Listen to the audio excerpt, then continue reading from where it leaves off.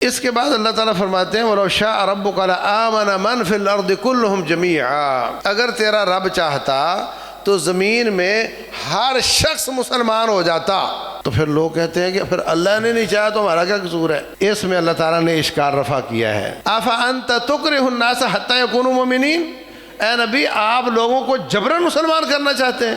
پورے واقعات بیان کرنے کے بعد اب اللہ تعالیٰ نبی محمد صلی اللہ علیہ وسلم کے ساتھ مخاطب ہیں، لو شاء ربک لآمن من فی الارض کلہم جميعا، اگر تیرا رب چاہتا جبراً مسلمان کرنا ان سے اختیار واپس لے لیتا، جس طرح فرشتے سارے مسلمان ہیں انسان بھی سارے مسلمان ہو جاتے ہیں۔ جب میں نے جبر نہیں کیا تو اے نبی آپ ان کو جبراً مسلمان کرنا چاہتے ہیں۔ تو مقصد یہ ہے کہ جتنی آیات قرآن حکیم میں لو شاء اللہ مقتتلوا ولو شاء ربک لآمن ولو شاء ولو شئنا لآتینا کل نفس ہداہا، ہم چاہتے تو ہر نفس کو ہدایت دے دیتے، یہ ساری آیات کا یہ ترجمہ ہے جس کی وضاحت اس آیت میں ہے کہ اگر ہم جبراً چاہتے تو کوئی پر نہیں مار سکتا تھا، ساری کائنات مسلمان ہو جاتی، لیکن ہم نے جبر نہیں کیا، اختیار دیا ہے، اس لیے لوگ چاہتے ہیں تو کفر کرتے ہیں، چاہتے ہیں تو مسلمان ہو جاتے ہیں۔ جو لوگ کہتے ہیں کہ ہم مجبور ہیں وہ کفر کا نظریہ ہے۔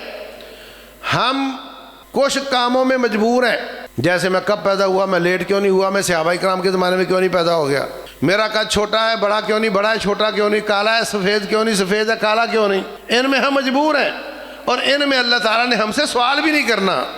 اذان ہوئی نماز پڑھنی کہ نہیں پڑھنی، اس میں ہم آزاد ہیں، اس میں ہم با اختیار ہیں۔ رمضان آیا روزہ رکھنا ہے نہیں رکھنا، با اختیار ہیں۔ جس میں ہم با اختیار ہیں اسی میں ہی سوال ہوگا ہم سے، اور جس میں ہم مجبور ہیں اس میں رب ہم سے نہیں پوچھے گا کہ تم نے یہ کیوں کیا۔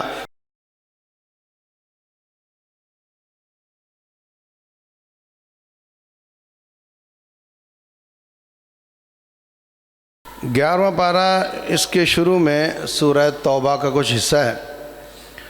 توبہ کا نام توبہ اس لیے ہے کہ اس میں 3 صحابہ اکرام کی توبہ قبول ہوئی تھی۔ ہوا یہ تھا کہ رسول اللہ صلی اللہ علیہ وسلم جتنے مار کے لڑتے تھے آپ توریہ فرماتے تھے۔ توریہ کیا ہوتا ہے؟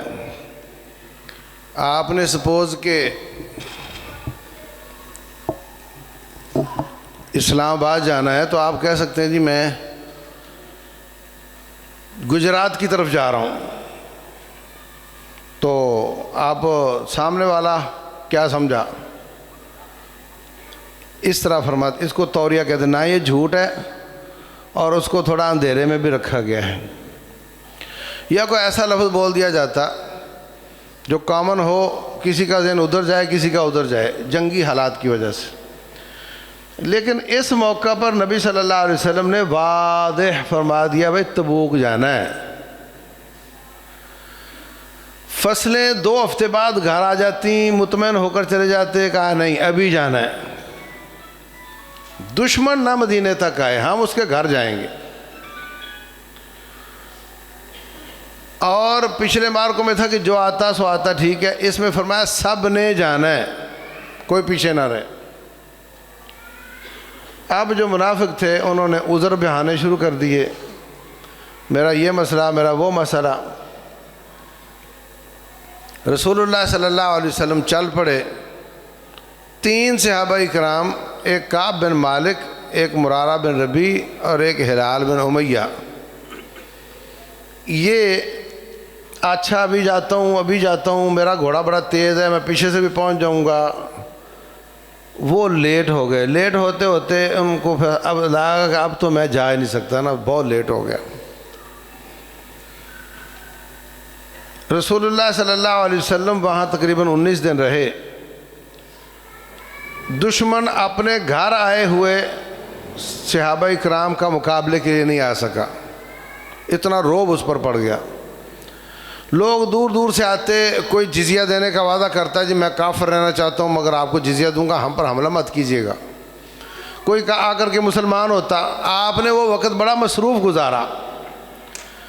پھر آپ وہاں سے واپس آتے ہیں تو مدینہ میں منافقین عذر بہانے، وہ جی مجھے معاف کر دیں، دراصل میرا یہ مسئلہ تھا، مجھے معاف کر دیں، دراصل میرا یہ مسئلہ تھا۔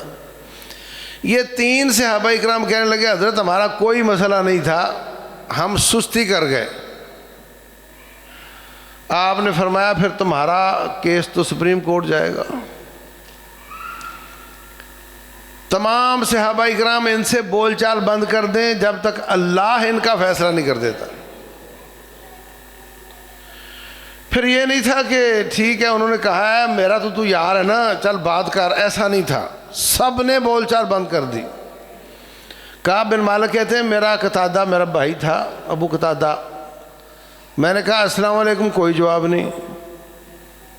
میں نے کہا میں کوئی منافق ہو گیا ہوں، کوئی جواب نہیں۔ آسمان کی طرف اشارہ کیا، ادھر سے حکم ہوگا تو بات کریں گے ہم۔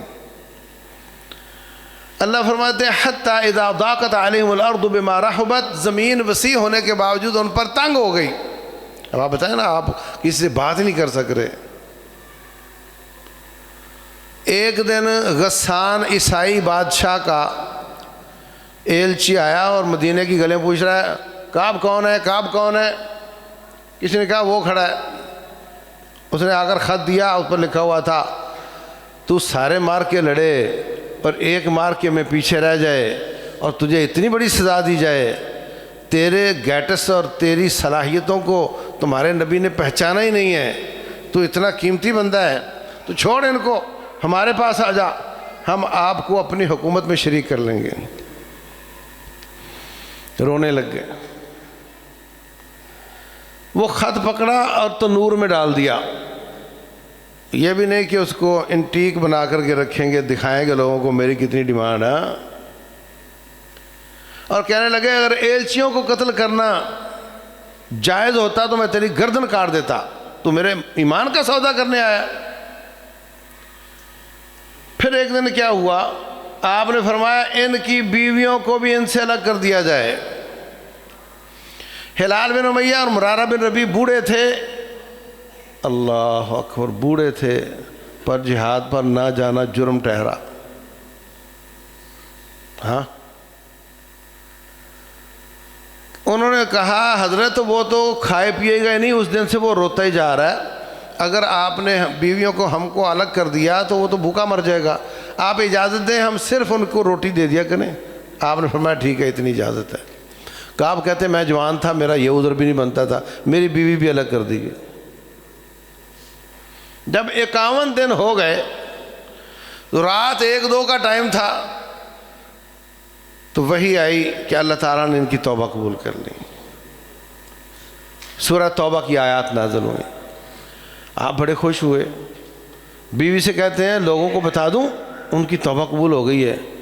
بیوی کہنے لگی کہ مطلب ظاہر ہے 9 دن بعد باری آتی ہے تو آپ وہ بھی ہماری ساری رات ہی خراب ہو جانی ہے، لوگوں نے ادھر رش کر دینا ہے، آپ صبح بتا دیجئے گا۔ صبح جب آپ نے ان کو بتایا تو کوئی سرپٹ بھاگا ان کو بتانے کے لیے، کوئی گھوڑے پر بھاگا، کوئی پیدل بھاگا، ایک کو کچھ نہ سوجی، وہ سلا پہاڑ پر چڑھ کر اس نے زور سے آواز دی یا کعب ابشر یا کعب، کعب تجھے بشارت ہو، یہ دن تیری زندگی کا سب سے اچھا دن ہے۔ اللہ اکبر۔ حضرت کعب نے آواز سن لی، پھر وہ پیدل بھاگنے والا بھی آ گیا، پھر گھوڑے والا بھی آ گیا، کہتے میرے پاس ایک ہی قمیض تھی، میں نے اتار کر اس کو دے دی جس نے مجھے سب سے پہلے بتایا تھا۔ اللہ اکبر۔ تو یہ واقعہ توبہ کا ہے، یعنی حضرت مرارہ بن ربیع یا ہلال یہ بدری صحابی تھے، اور بدر والوں کو اللہ نے فرمایا کہ تمہارے آئندہ والے گناہ بھی معاف کر دیے گئے ہیں، اعملوا ما شئتم فقد غفرت لکم، مگر جہاد سے پیچھے رہنا معاف نہیں ہوا۔ بوڑھوں کے لیے 100 عذر ہو جاتے ہیں مگر ان کے لیے وہ عذر بھی نہیں ہوئے۔ یہ سنگینی ہے جہاد کی کہ جب حکم ہو جائے تو پھر جانا ہے۔ حالات اس طرح کے ہو رہے ہیں، کوئی بعید نہیں کہ یہ شعلہ بڑھتا بڑھتا اللہ نہ کرے اڑوس پڑوس کے سارے ملکوں کو بیچ میں لے لے، تو گھبرانا نہیں ہے۔ زندگی ایک ہی ہے، 2 نہیں ہے، اور ان کے دن محدود ہیں۔ اس سے زیادہ نہیں ہو سکتا۔ جو آگے بڑھنے والے ہوتے ہیں ان کی شہادتیں کبھی بھی ان لوگوں سے زیادہ نہیں ہوئیں جو میدانوں میں نہیں آتے۔ جتنی بھی کیجوالٹیز زیادہ سے زیادہ ہوتی ہیں وہ ان لوگوں کی ہوتی ہیں جو آگے نہیں بڑھ رہے ہوتے۔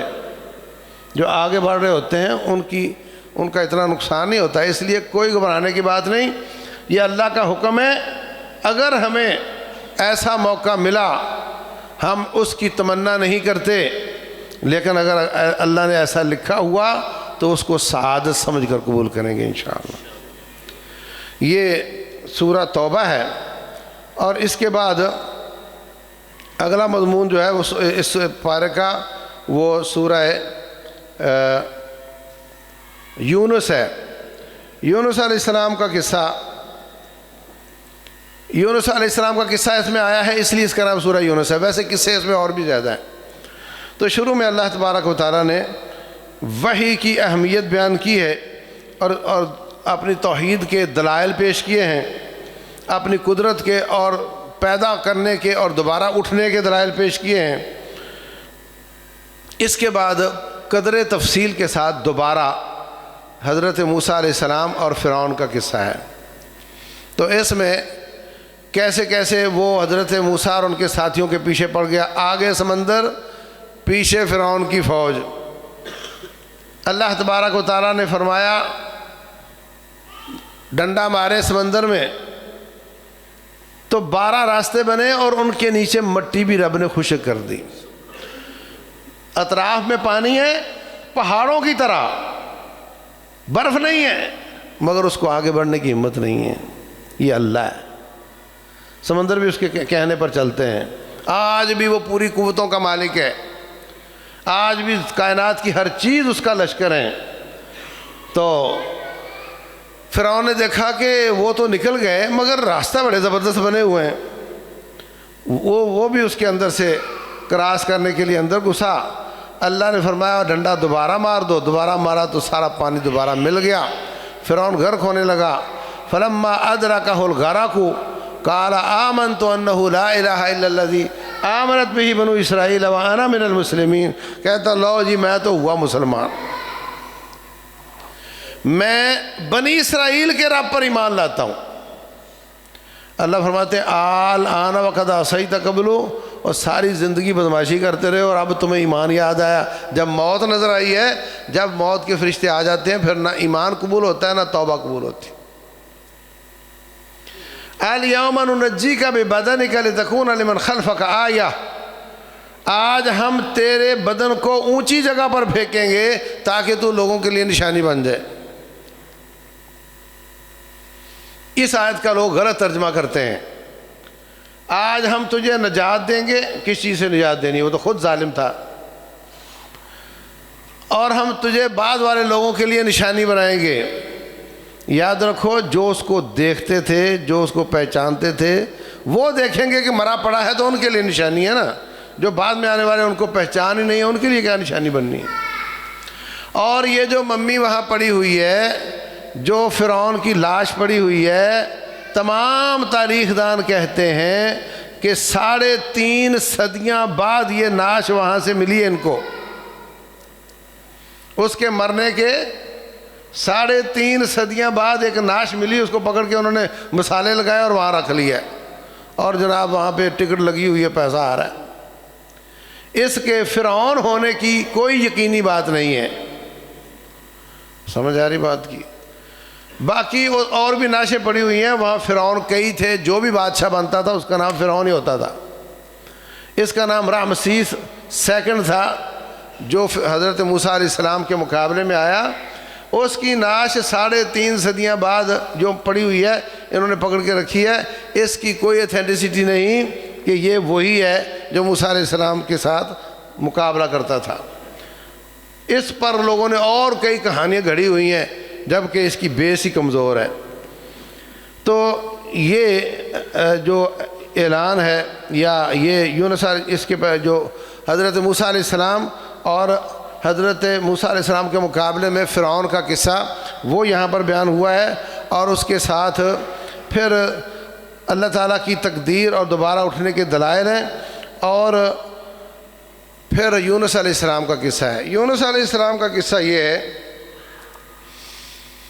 کہ جب بھی اللہ تعالیٰ کا عذاب آ جاتا ہے تو پھر ٹلتا نہیں، لیکن اس قوم کا عذاب ٹل گیا تھا۔ یہ اس قوم کا قصہ ہے۔ وہ کس طرح؟ یونس علیہ السلام نے جب دیکھا نا بادل آ گئے ہیں اور اس میں اللہ کا عذاب ہے، تو وہ اپنی قوم کو چھوڑ کر سمندر کی طرف چلے گئے، وہاں ایک کشتی میں بیٹھ کے آگے نکل گئے، اللہ تعالیٰ سے اجازت نہیں لی۔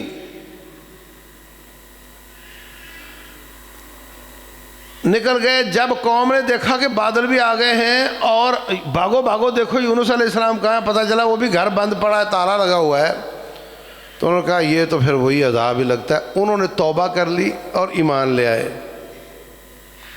اللہ تعالیٰ نے ان کا عذاب ٹال دیا۔ یہ واحد قوم ہے جس کا عذاب ٹل گیا۔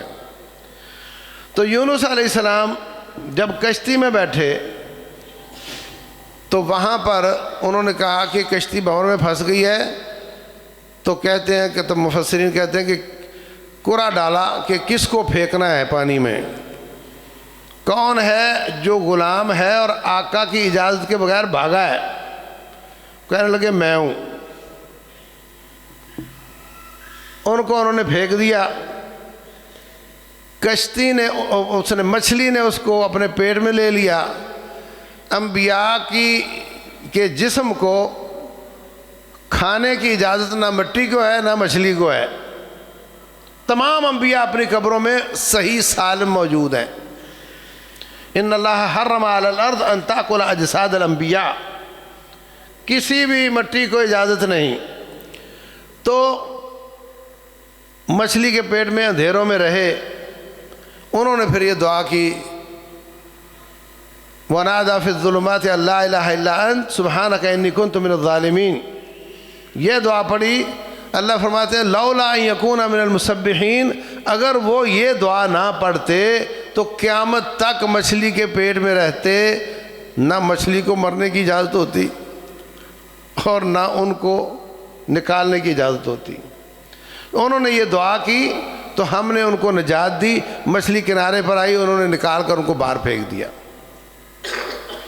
اور آگے فرمایا وَكَذَلِكَ نُنْجِي الْمُؤْمِنِينَ، آئندہ بھی جو یہ دعا پڑھے گا اس کو ہم نجات عطا کریں گے۔ تو جس کو بھی کوئی پریشانی ہو وہ کثرت کے ساتھ یہ دعا پڑھے اور اللہ سے دعا کرے تو اللہ اس کی دعا قبول فرماتے ہیں۔ یہ حضرت یونس علیہ السلام کا قصہ ہے جس کی وجہ سے اس سورت کا نام سورہ یونس ہے۔ اس کے بعد اللہ تعالیٰ فرماتے ہیں وَلَوْ شَاءَ رَبُّكَ لَآمَنَ مَنْ فِي الْأَرْضِ كُلُّهُمْ جَمِيعًا، اگر تیرا رب چاہتا تو زمین میں ہر شخص مسلمان ہو جاتا۔ تو پھر لوگ کہتے ہیں کہ پھر اللہ نے نہیں چاہا تو ہمارا کیا قصور ہے؟ اس میں اللہ تعالیٰ نے اشکال رفع کیا ہے۔